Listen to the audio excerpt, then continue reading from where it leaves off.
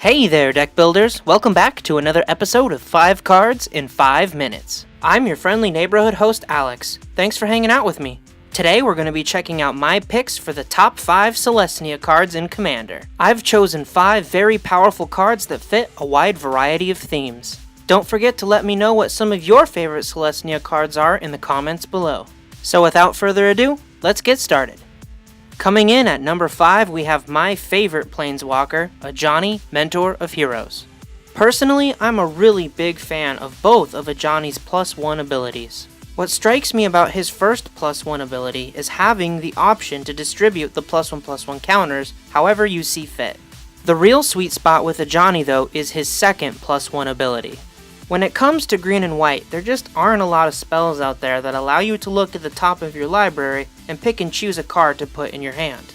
The slight downside to this ability is that you can only pick or choose an aura, creature, or planeswalker card, but any deck that's attempting to utilize this ability to its fullest is going to ensure that they have enough of those specific cards to always be putting something in their hand. Coming in at number 4 is the mana doubling enchantment all the Selesnya players out there love, Muraris Wake. Ramping out and dropping this beast of an enchantment on the field on turn 3 or 4 really sends a message to your opponents. A +1/+1 buff for all your creatures is fine and dandy, but where this enchantment really shines is enabling you to tap your land down for 2 mana instead of 1. I've personally experienced Muraris Wake putting in a lot of work alongside commanders like Risk the Redeemed. Having the ability to buff up your token army and drop bombs like Craterhoof Behemoth early in games can be back-breaking for your opponents. Number 3 belongs to a must-have spell for any deck intending on using a lot of enchantments, Sterling Grove. The first obvious point about why this card is powerful is its extremely low mana cost, only 1 green and 1 white. Conveniently, it also prevents all the other enchantments you control from being targeted by spells or abilities. With Sterling Grove protecting your board state full of enchantments, effectively the only way your opponents can stop that is a board wipe. And if your opponents do manage to pull off a board wipe and take out your enchantments, you can always pay 1 mana, sack Sterling Grove, then fetch out any enchantment in your deck and put it on top of your library. The word that best describes Sterling Grove is value. Having the ability to shroud all the other enchantments you control is really good just on its own. Then you add in a tutor spell as a second ability? Man, some cards just get all the love.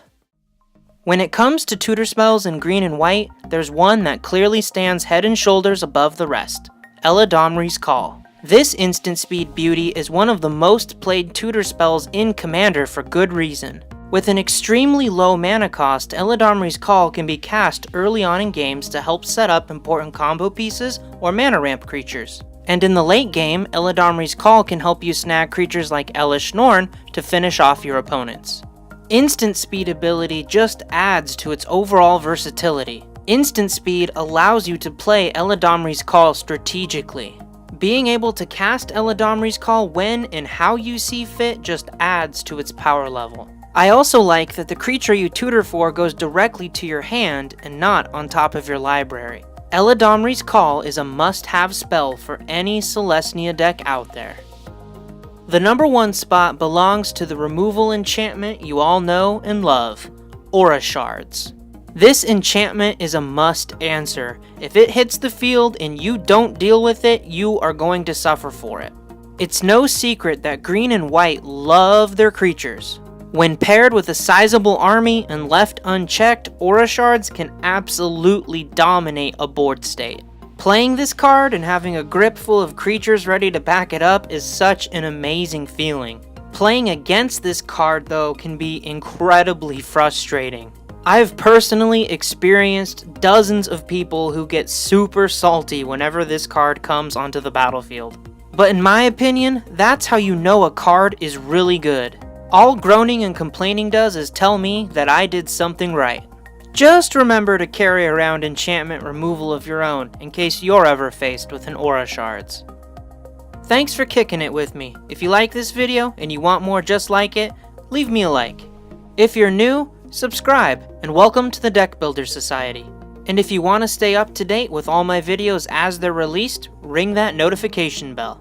You know the drill. Stay classy, deck builders. I'll see you next time.